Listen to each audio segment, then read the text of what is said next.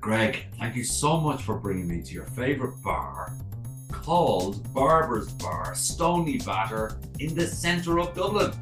That's it. Thank you for having me, Gary. Welcome to my bar. Yeah, your bar now. I see. I see. I thought we were going to a bar. Tell No, me. welcome to the favorite one. All right. So listen, I guess it doesn't take a rocket scientist to work out that we are in a place that has one of those barber's pole. It's called Yep. Barber's Bar. Give us a reason why it's your favorite. Yep. So it's my favorite bar, especially in the neighborhood I live in. There's a lot of bars, Gary, but it really does bring together. It's got that old school Irish touch, like a lot of the bars around the place. It's very small. It's very snug. It's very comfortable. It's got the fire in the corner. Uh, but it's got a very young modern twist to it. They play music. They've got a Japanese little kitchen there. It's a very dog welcome, dog friendly bar. In fact, nowadays behind you there's a wall with some pictures on it, and that little wall full of pictures is now full of Polaroid pictures with all the dogs that frequent the bar. And there must be a good couple hundred pictures up there now. So Okay, for people of my age and of people from the 80s, we're talking real canines because yeah, real canines. we used to call dogs people that we just weren't into. We're talking about dogs here, we're talking about canines, we don't want to upset anybody. But for those that aren't overly familiar with a place called Stony Batter, and I'm guessing by the accent that you weren't born there. So Stony Batter is as north center as you can get, right? Yeah, yeah, right next to Smithfield there. Right next to Smithfield, which was the original live market for selling fruit and vegetables and stuff. How, we don't have to go into micro detail, but how does a lad that has a hybrid South African accent end up having a favorite local bar in Stony Batter, Dublin? Well, I was fortunate enough, Gary, to meet a local Dublin girl. She's from the south, but we won't hold that against her. South And side or yep, south? south Oh, side of Dublin. okay. Um, South side of so. But I give it the due respect of oh, and then after a good few years, we decided to come out to Ireland, and I was lucky enough to find my spot in Hitachi Energy as the European data center sector lead, based in Dublin. We live in Stony Batter, and after going to all the bars around, I definitely loved Barber's Bar. It's got a really interesting history. There used to be a little barber shop in there that is now turned into a Japanese kitchen. The first time I went there, I met the loveliest, 80-something-year-old man, and he explained to me he'd been going to the same bar for 75 years for his pint of Guinness. wow. Um, his wife had a fight with the original barber there about 60 years ago and hasn't stepped foot in the bar since. And to me, that mixed with the old school Irish nature of the bar, it's just a bit more than your average little bar in the neighborhood. I know, isn't that wonderful? So let's assume that we're sitting there, you and I, Yep. that little chairs, you see the chairs there? Door bursts open, dead or alive, who's the boy or girl you'd just love to walk in to have a chat Well, about? it's really convenient that you've just gone off to the bathroom because it's you, obviously. So no, it would be a guy called Jim Steins. I don't know if you're aware of Jim Steins. I am, I'll tell you the story why in later, but tell us why you're wanting to be sitting there. So Jim Steins was the first Irish AFL player to not only win a premiership, he was the first, and I'm pretty sure the only non-Australian to win the Brownlow Medal, which is the highest individual award you can win in the AFL. He went on after converting successfully from GAA to AFL to live in Australia. He was able to win the Victorian of the Year twice, a massive contributor with philanthropy to charities, etc. Yeah. When he eventually passed away of cancer, he was given a state funeral. He's got a statue outside the MCG. And just learning a bit more of his stories from his growing up playing GAA to his move to Melbourne and becoming one of the best players or the best player in the league for a while there. Um, I feel like my move to Ireland has been not challenging, but I would like to know the different challenges he faced in his way and his sporting career of the move and moving into a new culture. And I'd really like to find out a whole lot more about his life and how he viewed that all. Because certainly, when Jim Steins moved from Gaelic to Australian rules in the 80s, it was like moving to Mars, wasn't Yeah, it? We he didn't was have, the test. he was the test. The reason that I smiled when I heard his name is Jim Steins and I share the same date of birth, year, month, and day. And I played soccer with him, with another wonderful guy called Niall Quinn, who played for Ireland and all the rest. And let's just say Niall Quinn was 6'3", 4 maybe. Jim Steins, for even at 18, he must have been 6 foot. Towered over him, surely. And then there was me. So let's just say I wasn't the header of the ball. But to your point, both of those two chaps played every sport that had a ball. They played Yes. soccer, they played Gaelic, they had a passion for anything that had a ball and also had a bit of competition. And subsequently, then both of them, as it turns out, imagine that they both played for Navena, which is in Temple Oak when I was doing a bit there. We were brought together by the GAA, Gaelic. One goes off and becomes an international soccer star. The other goes off and becomes an AFL soccer legend, did you say? And then there's me, and I just became whatever I became. But what the key And thing? you just became a legend. I just became this, whatever this is. in terms of sort of, and we talk a lot about, so it doesn't really matter where you start, just apply yourself. It's amazing where you can end up, right? It is, and never in my wildest dreams did I imagine I'd be sitting in Dublin having this chat with you in a bar in Stony Batter. And I'd love to hear the comparisons to what we go through on a daily basis to what Jim went through on a daily basis, moving and being that test dummy, the scrutiny he probably went under being that test dummy for the Irish athletes moving over.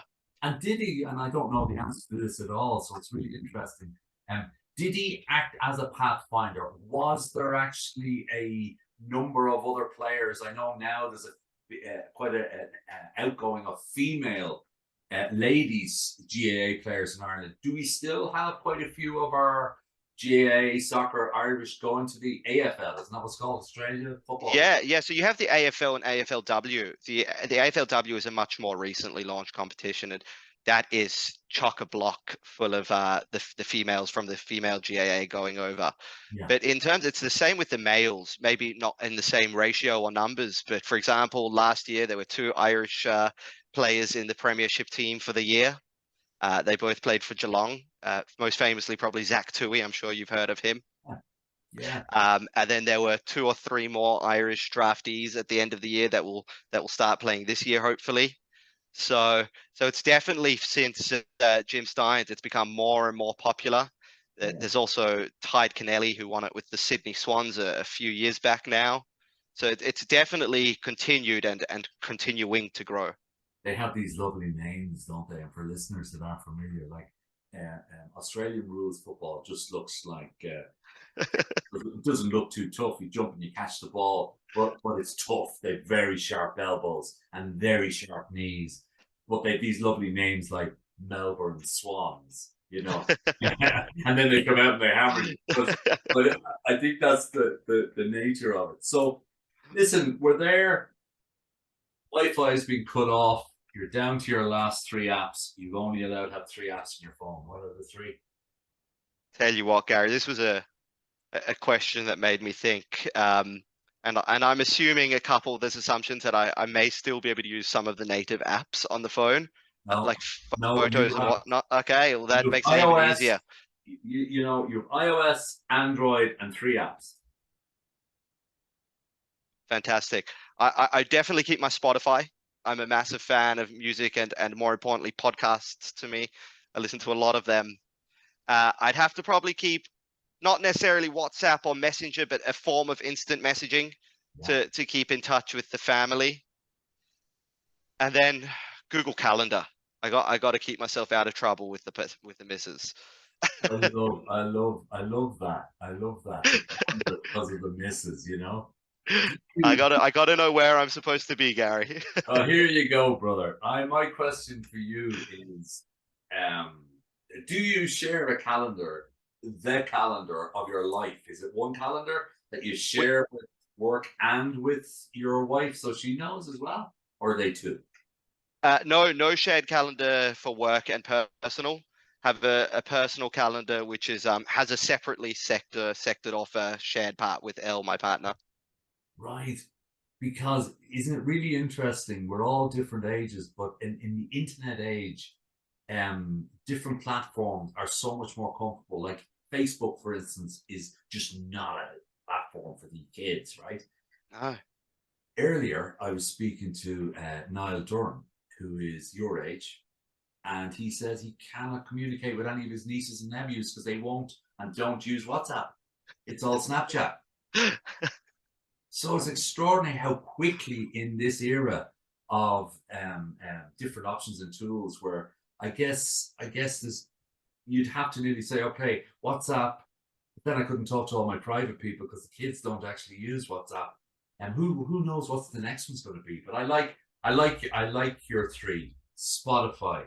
Oh man, where would we have been if we didn't have Spotify during the What two? would we do without Spotify? Do you know? Imagine having to carry around all your tapes in your Walkman still. I did. I did. Absolutely. And the worst part of it was when you really liked the song and there was no rewind on your your cassette, you take it out, You rewind it manually. rewind it with your HB pencil. It was pretty brutal and quite embarrassing. So, is there anything that you'd like to tell the listeners? Either something you've learned in the last 24 hours or teach me something about you in a couple of minutes that isn't apparent. So maybe what I can do is mix it, because what I've learned in the last 24 hours is probably to a lot of people not the biggest accomplishment in the world, but to me I think it's the biggest feat. I successfully learned how to cook rice in the last 24 hours without using a rice cooker, obviously. Okay. So that was a great one for me. Hold on. You can't just move on to something else. So, okay, let's just for a moment work this out. We're not talking about Sunday roast with all of the roast potatoes and parsnips and That I was very comfortable with before. It was the rice okay. that got me So, every time. what was the problem with the rice? The rice would end up Oh, too dry or overcooked or stodgy, or every time. It was like a surprise okay, packet of what was coming out of that pot. right.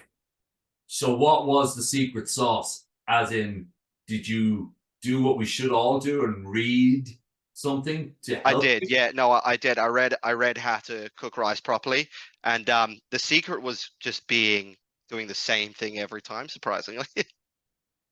Sometimes that is.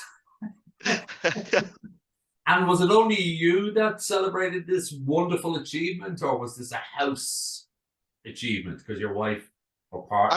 I'm sure the people in the house really, I'm sure my partner really appreciated having some nice rice for a change.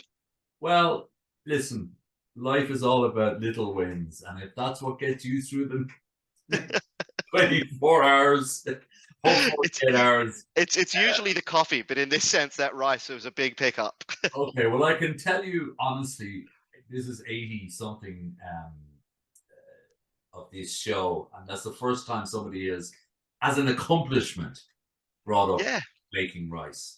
So and as you say, it's all so, about the little things. so well done to you. I don't know. I don't know how this show lasted past two shows because it's bizarre, right? Bizarre. How do we end up talking about rice? And what else? Are you telling me that that's something you learned, or is that something that we've just learned about you?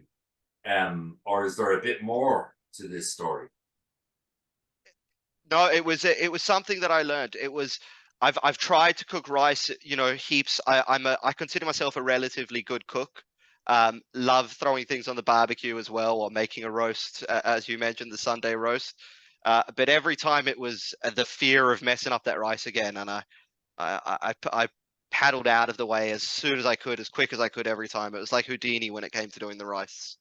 My God, how do we know what's going on in people's lives? Now that I know that, I know it all makes sense, right? Yeah, yeah. How do you look at me in the same vein again? Everything now makes sense.